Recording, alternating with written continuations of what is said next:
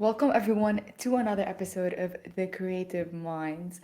Joining me today is Raja. Raja, can you first of all tell us a bit more about who you are and what you do? So I've read briefly about you, but I don't want to dive deep into what I read. I want you to tell me more about you. So yeah. If I generally don't really like to talk about myself that much, but Yeah. today's an interview about me, so Yeah. it's kind of fun to be able to do that. So basically, I'm an entrepreneur, as the number one definition of who I am, and that entrepreneur loves to do many things.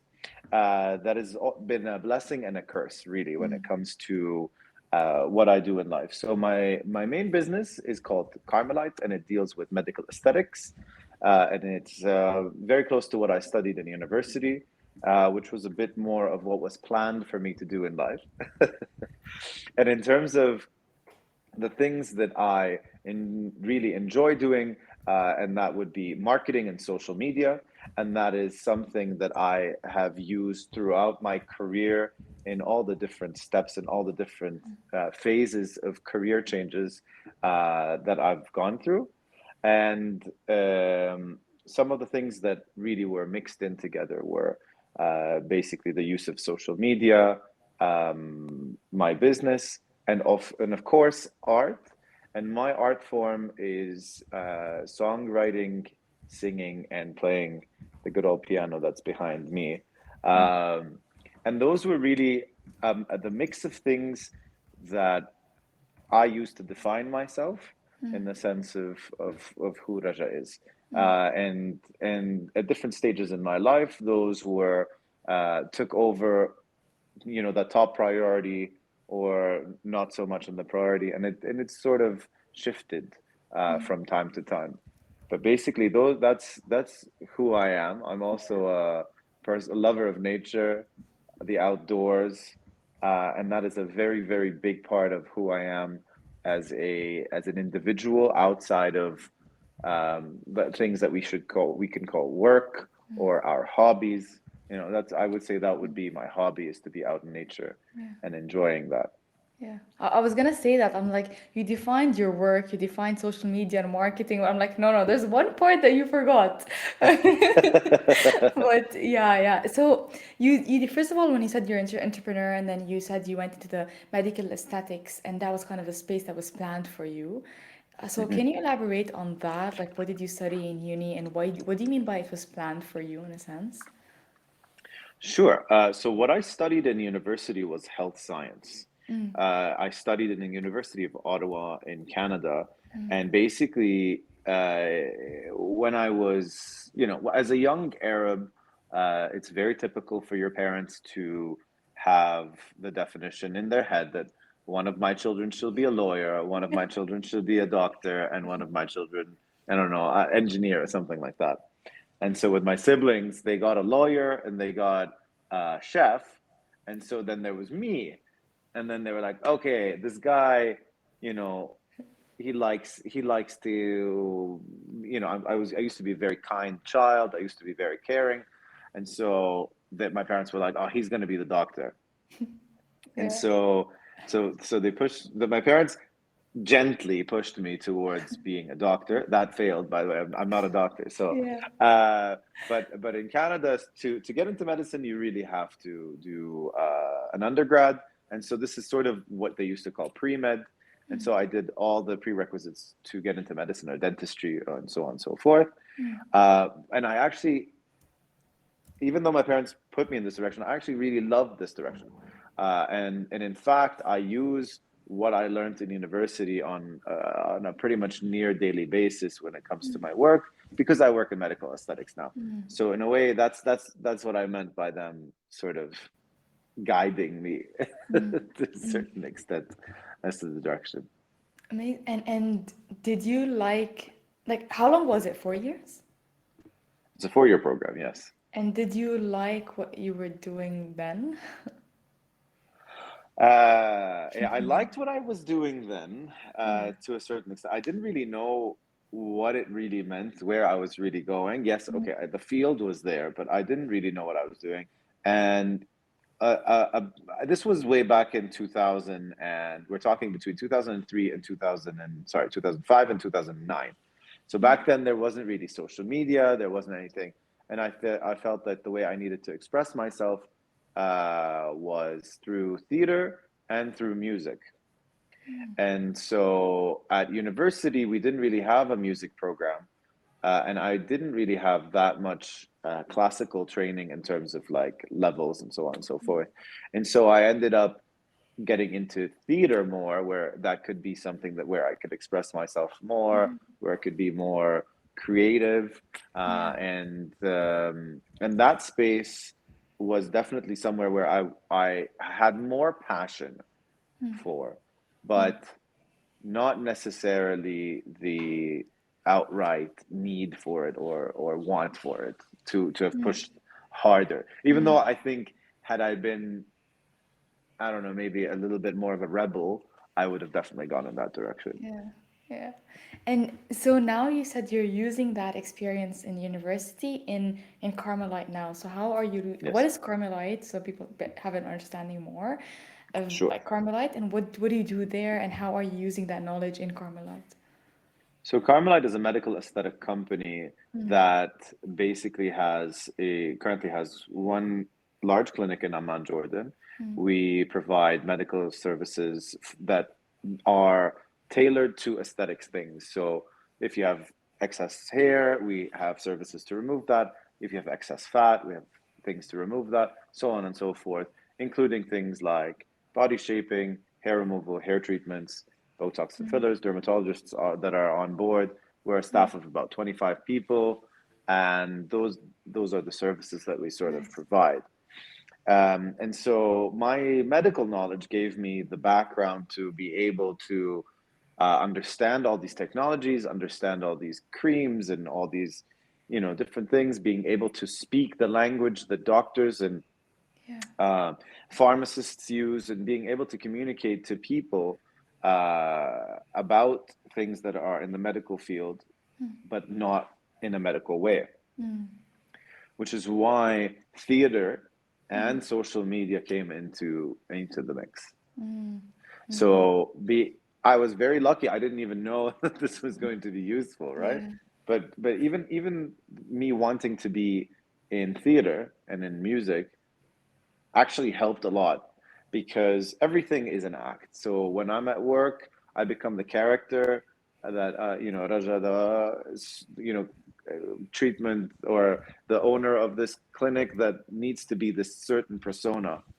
Uh, that persona is the person that people expect to go visit and to get a service from. And so the theater and the social media work and all of that prepared me to be able to provide people with that knowledge, the medical knowledge and the medical treatments, and to basically break it all down into simplistic, straightforward, understandable, and entertaining bits and pieces of information Okay. to have them do the services. Okay, okay. I love how you actually leveraged both worlds. So it's Mm. like you combined your experience in theater or art or social media and your knowledge in medicine and just made the best of both worlds. I love that. Go ahead, sorry. But it took a long time to realize that, because for the longest time I didn't really like my job, and I Oof. didn't really like the industry that I was in. And I really Okay. wanted to be much more in the arts and much more in theater, Yeah. but and much more in music as well. But as much as I wanted to be, it was a very expensive place to be, and I had to spend a lot of money, and you needed to make money in order to spend it there.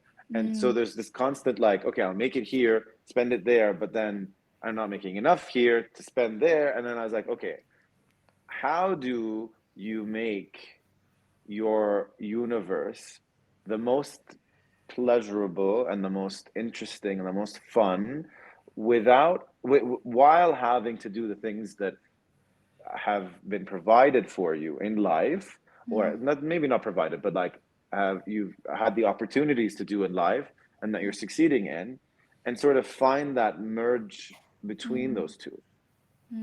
Because there are many parts of my job that I don't like. Yeah. Accounting, you know, if you Yeah. could, if I could take away one job that I'd never ever have to do again, Yeah. that would be accounting.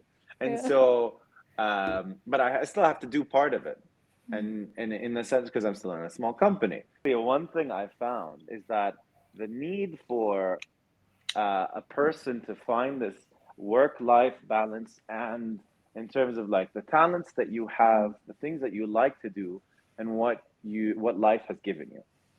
So I hear all the time that people are like, oh, I hate my job, Yeah.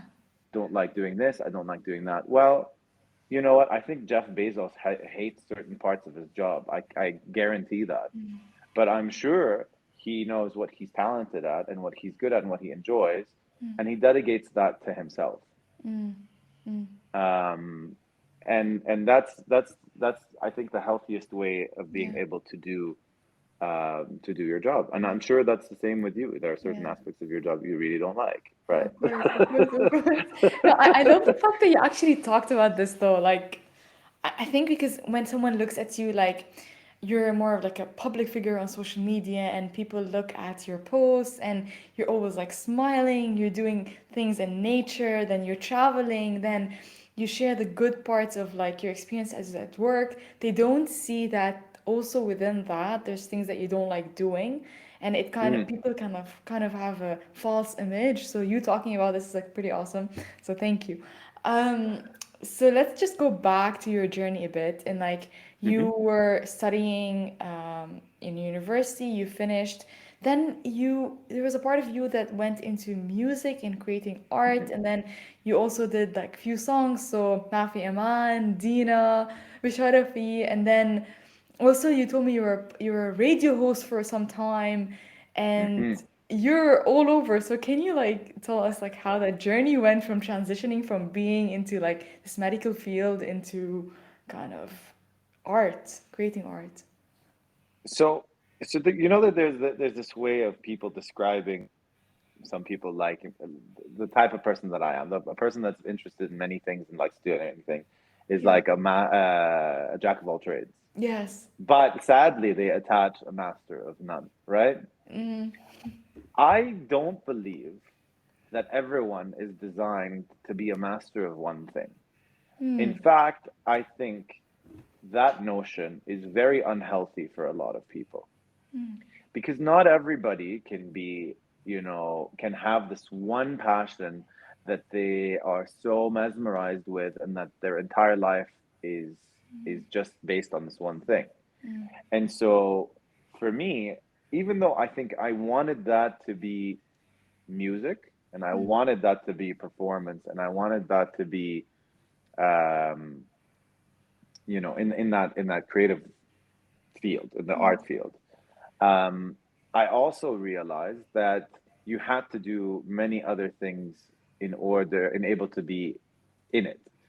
And it just didn't happen that it became, hugely successful where I could base my entire existence around it. And honestly, that was a very dark and low point in my life. And this Yeah. was about 2013 when I realized this. Now, at the time, I did work in radio and I was performing about 2 to 3 times a week. I actually released an EP in English in 2012 and then an album in English in 2013. And after that, I just stopped. I stopped for 6 years. But I also did that in Jordan, where people, I think, don't really appreciate music that's not in their own language. Even though we have 5 or 6 radio stations that have English radio on there, as long as it's Ed Sheeran and Britney Spears and whoever on there, they Yeah. like it. But when it's someone from Jordan, they're like, "Oh, why isn't he singing in Arabic?" And so I stopped for 6 years, and then I decided I wanted to do it again. I wanted to give it a shot, but I realized that I couldn't do it in English. That at the time, this was 2013. There's no Spotify, there's no Anghami, there's no Deezer, there's nothing, Apple Music, and so the space was okay. I can release music, but I can release it here. So if I want to release it here, what do I do? Well, I have to release it in Arabic in order to reach the local market. And this is also the market that I live in. This is where I have a base because of my social media following. And so I was like, okay, you know what? Let's do Arabic. But it took me 2 years of learning how to sing in Arabic, which is entirely and totally different from Yeah. English. Yeah. It's insane how different the two languages are to sing it. Just Yeah. like the simplest thing to explain, Arabic singing is in the throat, English singing is in your chest.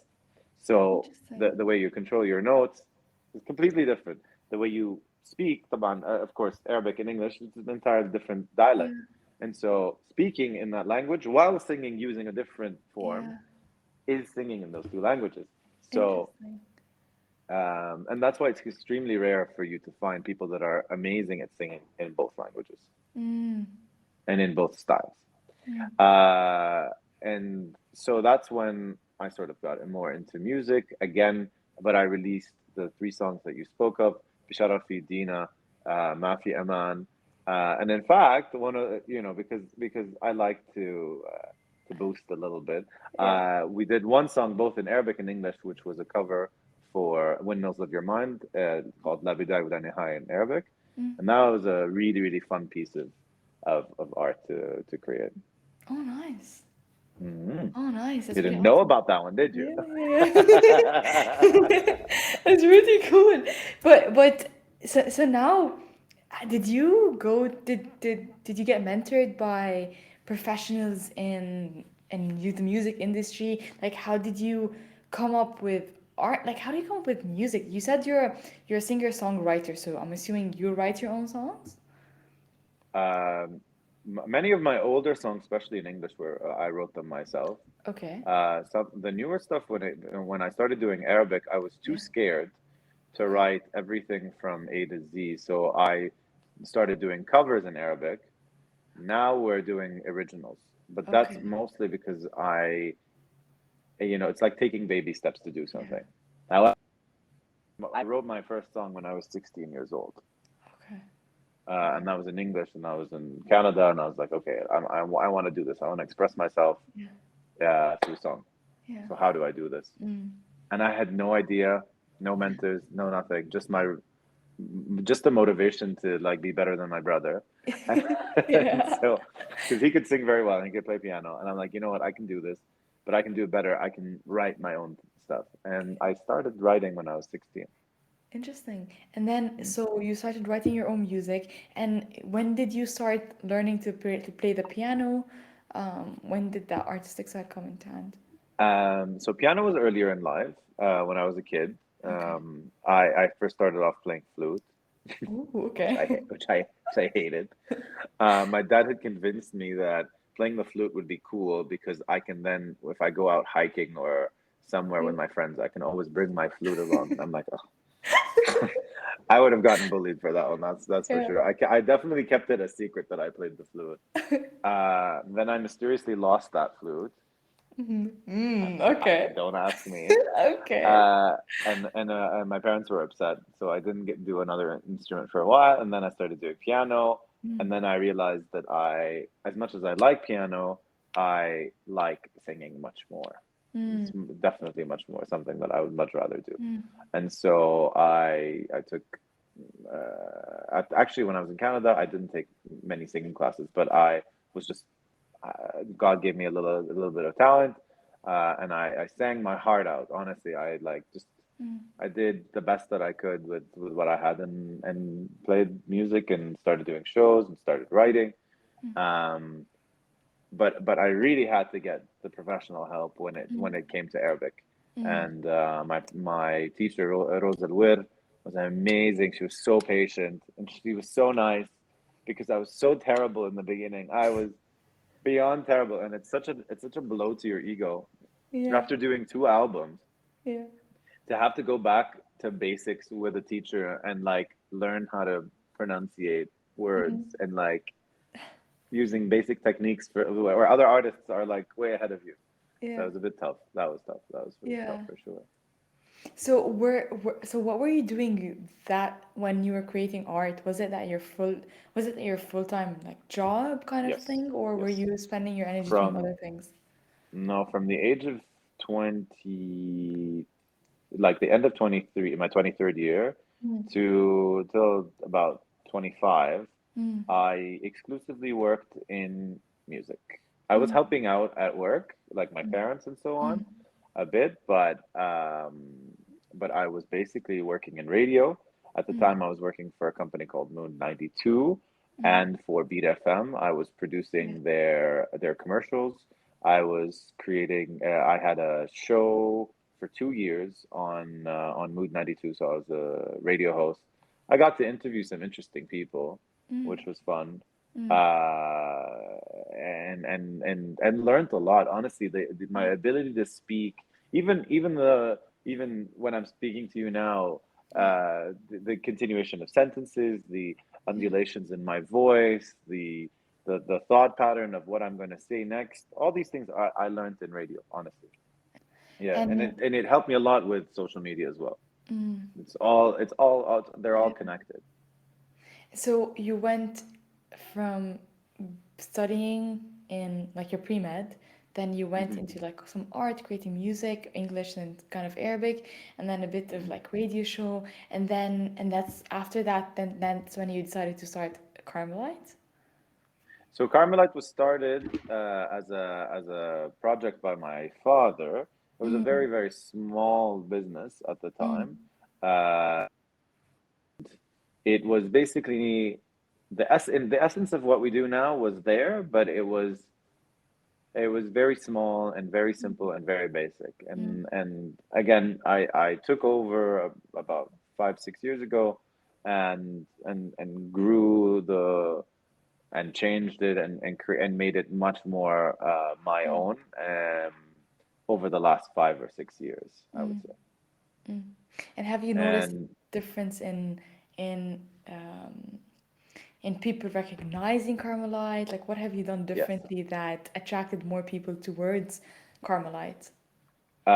so one of the great things about our company is that we have a lot of services that people need but don't know that are available. Mm, And because of that, even though we've had some of these technologies for a very, very long time, you need to tell people mm, that they need something, mm, mm, mm, which mm, I know is an odd concept, but if you think about it, let's say the dishwasher, okay? Before the dishwasher was the dishwasher that we know today, mm, just washed their dishes, mm, right? And they might have complained, I hate washing dishes, but for most people, they didn't think, oh, I should invent a thing that's going to wash dishes for me. Someone did, mm, and then they marketed it, and then it became a thing in a lot of households. mm, It's kind of similar in the sense, what the services that we do. For instance, hair removal. mm, Okay, a lot of people have unwanted hair that they just don't feel comfortable with, particularly women, because of the social pressure that we have, or social mm, constructs that we have towards aesthetics, particularly towards women, mm, that they should be hairless, da da da da, and so on and so forth. And so there was this need. We created it. You have the service. mm, My job as a marketeer for my business is to link those two things together, so that if you have something that you don't like and you want to change, we have that. And it's surprising. Like, I'm using hair removal now. Today, hair removal has just become this thing that everybody seems to be doing and mm, everybody is doing. mm, However, when I first started in this business, it was something that Hollywood stars would do and the mm, super rich, especially when you're talking about a full body hair removal treatment costing like $5,000 to $10,000 per treatment. That mm, is utterly insane in today's aesthetic world. However, we didn't move from that world to the world that we are in now in aesthetics mm, without the idea that it becomes normal. And mm. so the what is normal in terms of aesthetics is Yeah. also shifting completely. And that I could have an entire podcast about that. Like now hearing you and how you've changed, like your approach towards Carmelite. I personally, when I'm looking at the Instagram page, also feel like the friendly vibe too as well. So I Mm. feel you're portraying to people what they need and what you offer, but also there's like this community that I sense this just by looking on the Instagram page. So I feel you also build a community as well. Is that a thing too?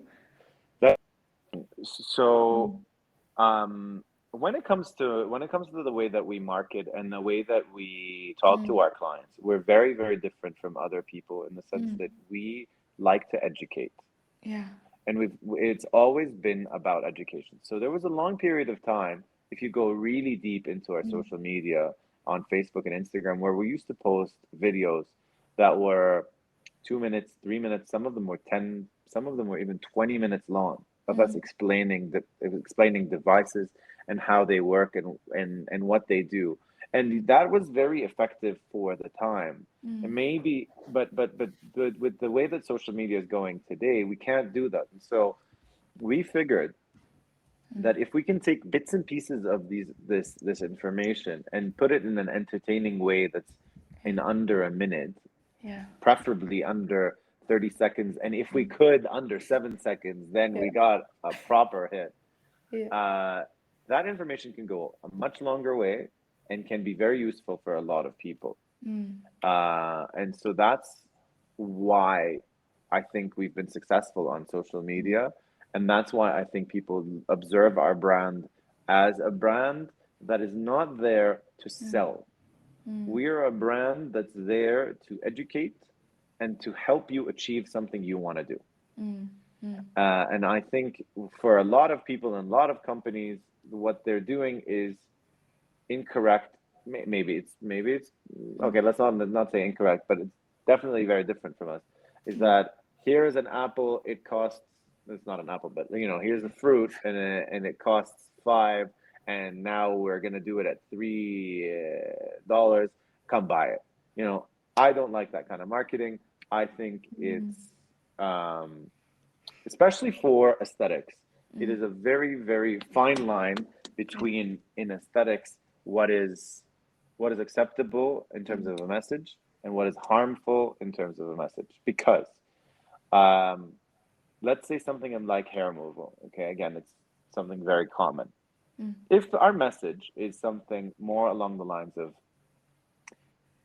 excess hair is unattractive mm, or excess hair is unacceptable, which is even a much worse um, way of sending this message out. And mm, I've actually seen in ads in Arabic, particularly, oof, yeah. which is completely unacceptable and completely debilitating for some people because there are a lot of women and a lot of men that are struggling with this issue, you know, Mm, especially if they have excess hair when in exposed areas like their face or and there are many medical issues that cause this in women yeah. like polycystic ovaries and hormonal Mm, issues. And so for us, we want to talk about hair removal so that people know that they can remove it. mm, However, I never, ever, ever want to make them feel the fear or the need to get a treatment like this done mm, because it is not a necessity. It is mm, definitely an option. mm. Love it. Yeah, 100%. No, no, I genuinely love what you said. Um, you you talked about social media and the importance of social media, and Carmelite has already like noticed so much of a big of a difference with the use of social media, and you're also more like well known as well on social media, whether art Mm. and whether whatever kind of you document your journey, whether the activities that you do or your art as well. Um, what I mean, social media nowadays is getting like super fast with TikTok even being shorter videos, and you also mentioned like the shorter the video the better it is. What are your thoughts? Like, what are the disadvantage of social media? Isn't it tiring to be constantly turned on Mm. because you need to be turned on for people? Yes. So I will give you an example from my own personal social media. Mm, So my personal social media grew a lot from when I joined the Jordanian TV show called Female, mm, and that was also the tipping point where I started using Arabic and which was before when I switched Arabic to Arabic music. But basically, my social media used to be in English. Everything was in English. I had like 2,500 followers. I did the show, and the one thing the producer said of the show, Tima Shomali, she's like, Raja, you have to do Arabic content on social media. I'm like, okay, fine. I did the switch, and with that show and with that switch, I had a 500% increase in my following within 3 months. Oof. And social media then went from that to fashion very quickly, because I like to get dressed up. I like to be stylish. I like to do that. I use that on social media, and for the longest time, that was all Instagram was about. It was just Yeah. about, oh, what am I wearing? Yeah. What am I doing? Yeah. And then I moved on to, a few years later, I moved on to a bit more of my actual life and my and not so much this. I don't want to say it's fake, because it was never really fake from my side, but less commercial approach to social media, uh, and uh, and it changed the type of people that are on there, why Mm. they're watching, what kind of content they're seeing. But it was also a very big shift from me personally, which is the thing about social media that people don't realize, is that it is extremely personal, even though some people are completely faking it, or they have Mm. this entire other persona that they're creating. But because we do it so much and all the time, and it's a big part of our life, it becomes us. Mm. Even if someone is pretending to be something else or somebody Mm. else, they Mm. become that human. Mm. And I've seen many examples of this. Mm. I will not mention any names for all of you that know who I'm talking about, but I've seen it in my own friends, and I've seen it in people I know, and how much social media changed them, particularly when they become successful at it, Mm. in a very, very unhealthy way. Mm.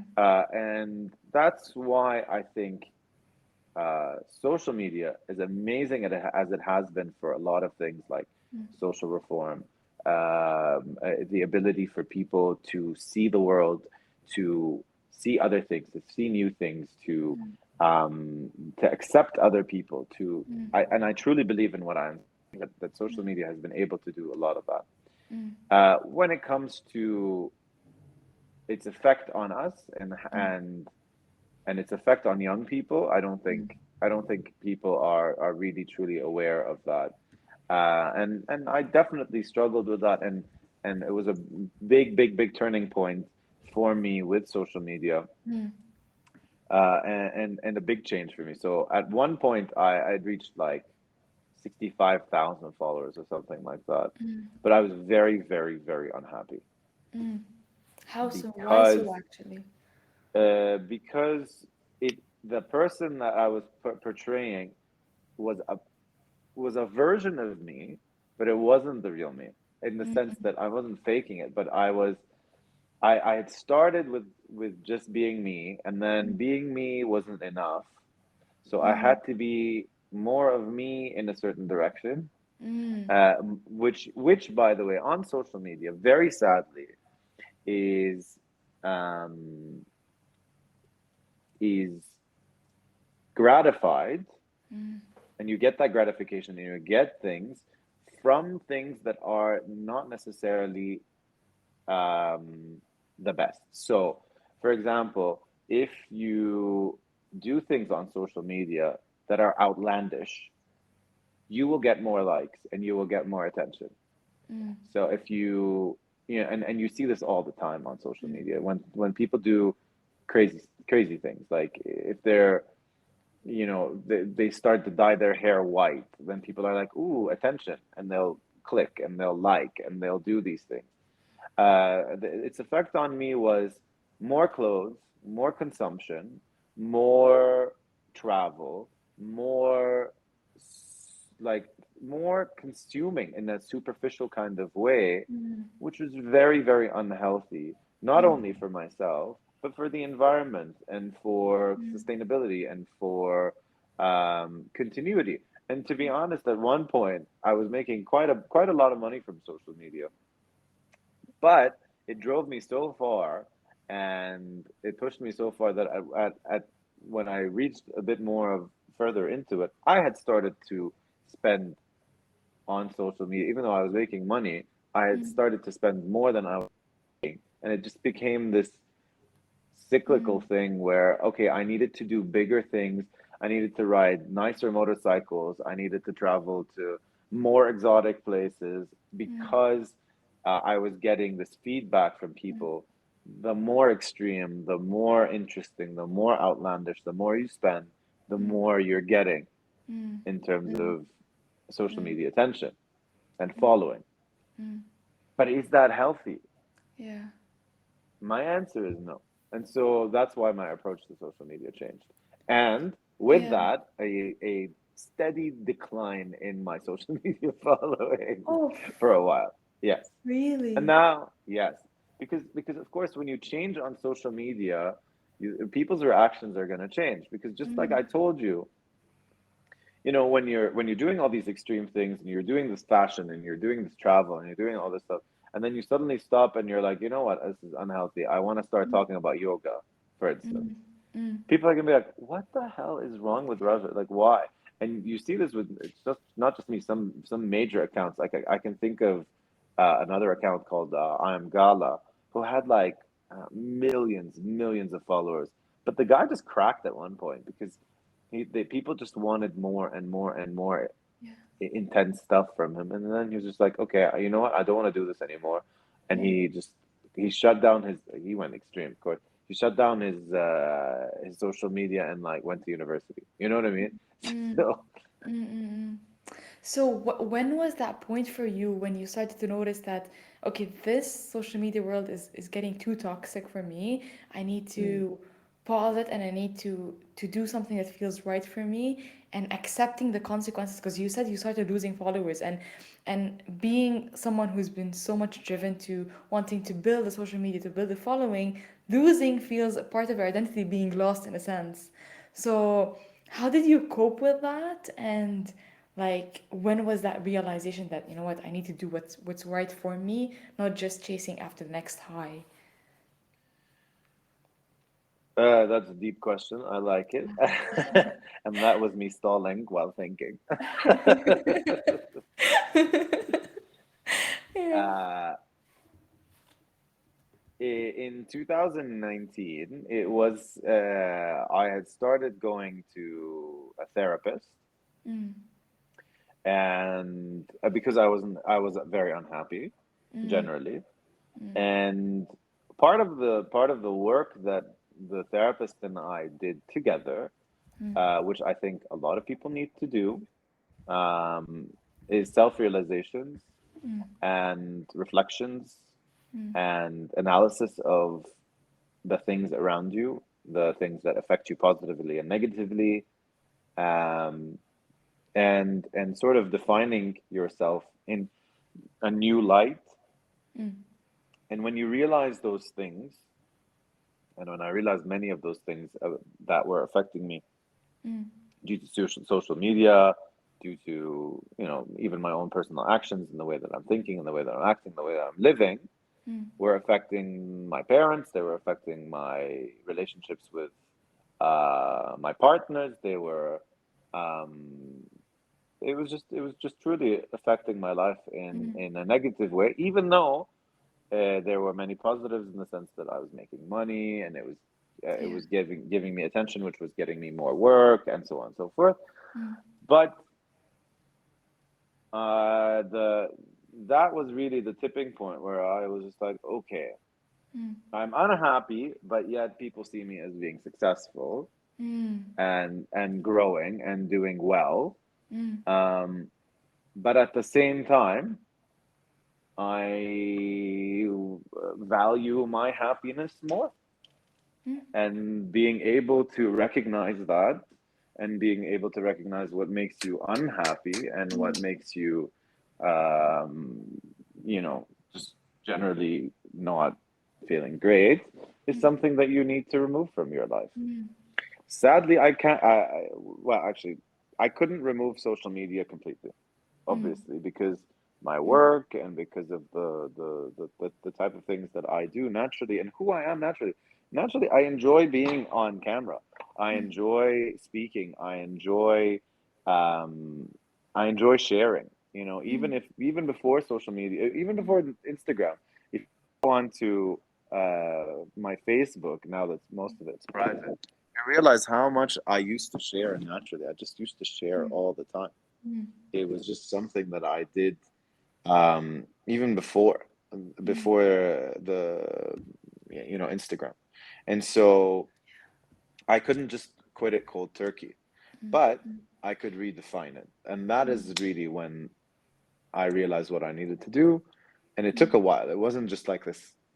I know a lot of people want, it's nicer to say yes. There's one moment where I was sitting at home or it happened and Yeah, everything changed. yeah. It was progressive, but it was planned and Mm, understood that I mm, wanted to do this. mm.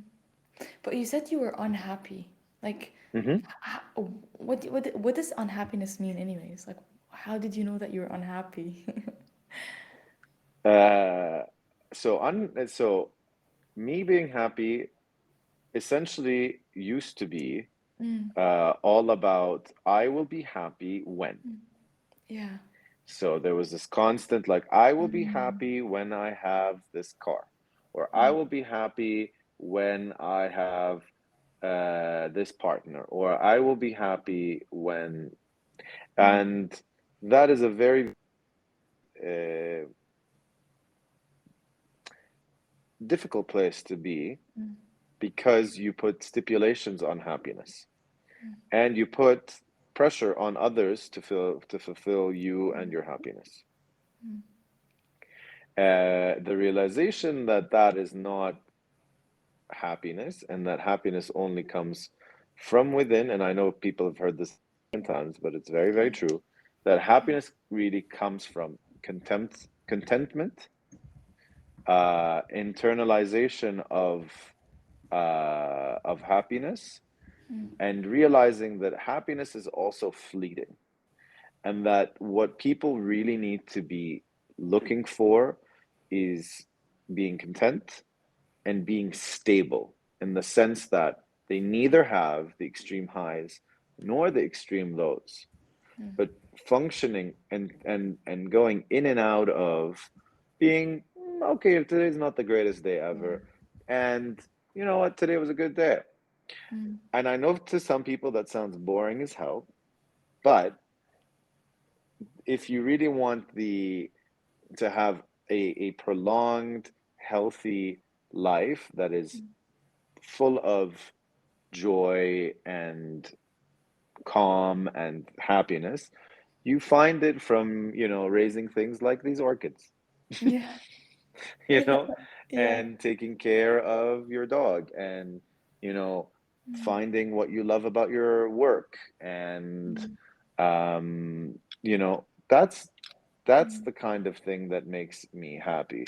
yeah. Being out in nature, being able to have the time to go out and enjoy the birds and the bees Mm, and doing the things that actually make me feel mm, happy. So for instance, I love people, I love to go out, I love to do those things, but very often with my lifestyle and the people that I know, it involves a lifestyle that's not particularly healthy. So there might be some drinking or smoking cigarettes, or mm, we're not really doing a lot of physical activities, mm, and okay, that can be fun, but mm, I realized that that's not making me happy, and mm. that, being out in nature is something that I much rather enjoy. And in fact, that's how I met you.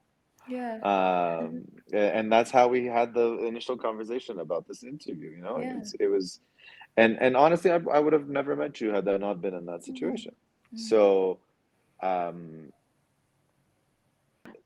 just finding what makes me less anxious mm, and less unhappy is in fact what led me mm. to becoming Yeah. more happy and Yeah. more content.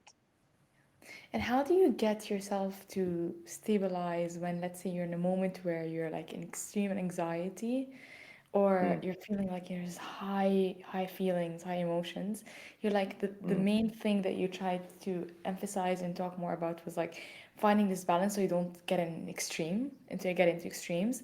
So how Yeah. do you balance yourself when you get in an extreme high or extreme low? How do you get yourself back to equilibrium, let's say?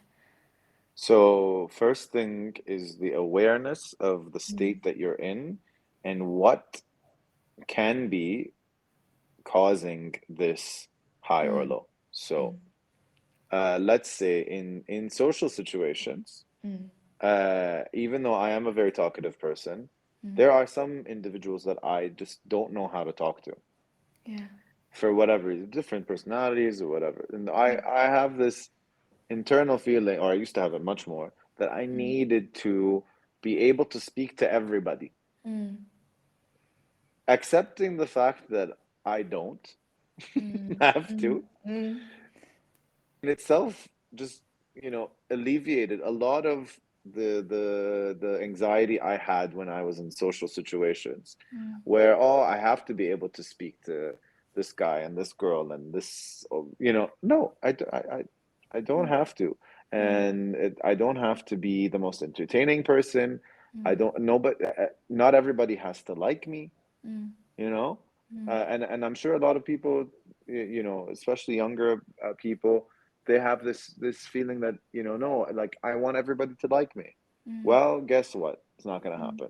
Yeah. There's always going to be somebody that doesn't like you, Mm, mm-hmm. and that's okay. 100%. Yeah, and the thing is, you mentioned that not everyone's gonna like you, and I kind of sense from what you said is um, you're more of an empath or you're sensitive to people's energies. Am I mistaken? Mm, Because I feel like you mm, said that sometimes there's some certain people that you just can't talk to, and others it flows easily. mhm. So being in that state, like how do you build like boundaries so that you do not get affected by other people's energies, whether it be verbal or it be just you sensing it? Mm. Uh,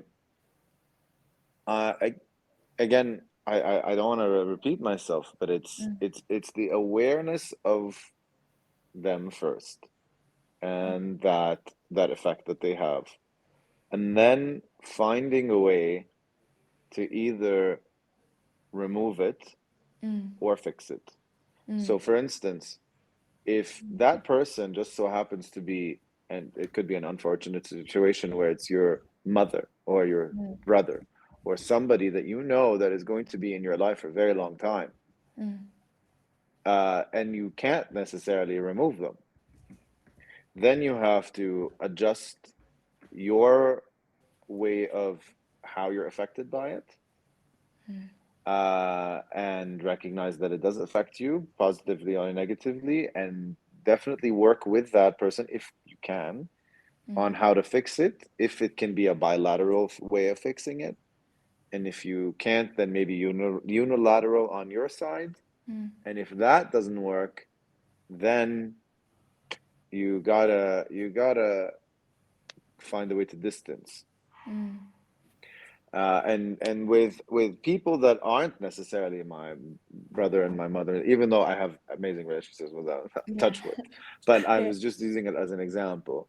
If it's someone that's further away from me, I really find a lot of peace with removing people from my life. Mm, mm, Negative people, people that are not particularly helpful, people mm, that are not empathetic, people that are self-centered. Um, they just don't have a place in my life. mm, And honestly, it has maybe emptied some of my evenings a little too much. mm. But then the evenings that I get to spend with the people that I actually want to Yeah. spend that time with, they Yeah. make them much better. Listen, Raja, we've been talking a lot. I don't want to take more time, but I'll ask you a few more questions because this could Sure. go on for so long. I'm loving it. Um, First one is like, let's say, who's a person who inspires you the most? Um, so I don't like putting that pressure on somebody. Mm, And so mm, I don't think it's a singular person. Mm, I feel that every field and every situation and every um, kind of thing that I've learned in life mm, has come from different people. mm, Sometimes people that inspire me are children, and sometimes they're my father, and sometimes they're a coworker. And I think that everybody has something that they're good at, mm, and so they inspire me in different ways. mm, So I can't say that there's a singular person. mm. So, what is one thing that people, that many people who follow you don't really know much about you? You've never really talked about. I don't, uh, especially on social media, Mm, I don't think I talk much about mental health. I don't think I talk mm, much about my care for the environment. I don't think I talk mm, enough about, um, uh, the darker, deeper, more intellectual things that maybe go through my mm, head. But honestly, I don't think that social media, or let's say specifically TikTok and Instagram, are the media to do so. mm. But They're you not kind designed of for it. are talking a bit about the environment and the new initiative that I don't think it's new though, but I just saw it on like your recent posts as well, like the collecting the plastics and Yes. being part of that. So So yeah. so that's because it's one of the messages that I would like to, and actively I'm now changing a little bit Mm, of what I'm showing, of what I'm doing, and mm, also what I'm doing more in my life. So I've always mm, been a carer for the environment. I've always been very frustrated mm, by how terribly it's going. mm, And it's only really very recently that I've actually taken more action towards it, and mm, that is naturally becoming what I would like to talk about a little bit more. mm, So Project C is the project that I'm helping out, which collects plastics and other trash from the Aqaba Bay, which is mm, in the south of Jordan, mm. and they've cleaned up. We reached 20,000 pieces of plastic, Wow. which is amazing. Yeah. And honestly, people need to know about it. And the best part is, like every time I talk about it, every time I post about it, hundreds of people want Yeah. to join and they want to make a difference and they know that it's Yeah. possible. And so actually, that feedback that I was telling you about from social media can Mm, finally be turned into something good. So mm, maybe now that I would get, and maybe not just me, but other people would get positive feedback about working on our environment, being mm, more aware and being more conscious, mm, would be a good thing for humanity, not just for us. mm, 100%. And the final question. Yes. So, what is your definition of success? So, what is it? What does success look like for you?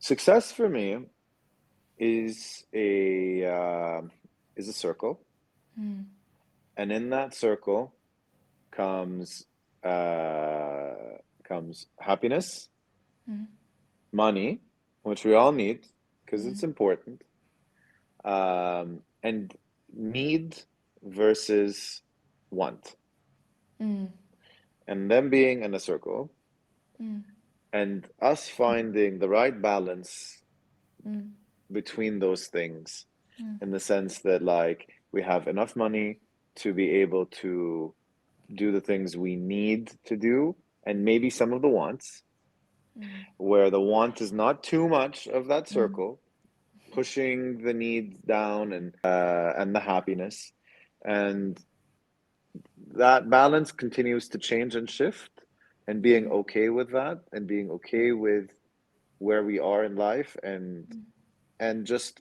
being able to observe and have a plan for our future that we don't necessarily put as something that we believe is set in stone, mm, then that is success for me. So mm, not too much of anything. And mm, I think a lot see that like, oh, being rich or being, Elon Musk mm, is that then is happiness. But I assure you, Elon Musk is mm, definitely not the happiest person on earth. mm, And the opposite is true, where I also don't think a monk sitting at the top of a mountain meditating in a Mm, cave with zero possessions is happy either, you mm, know?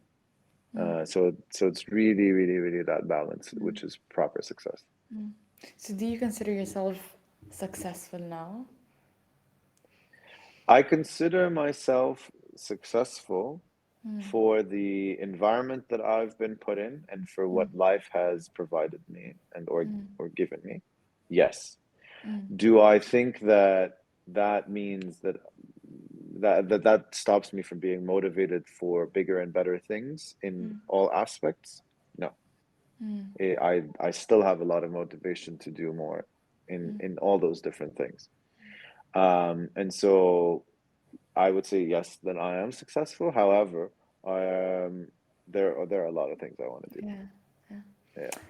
First of all, thank you again, like so much, Raja, for your time. And for anyone who wants to like follow you, learn more about you, where's the best place to find you?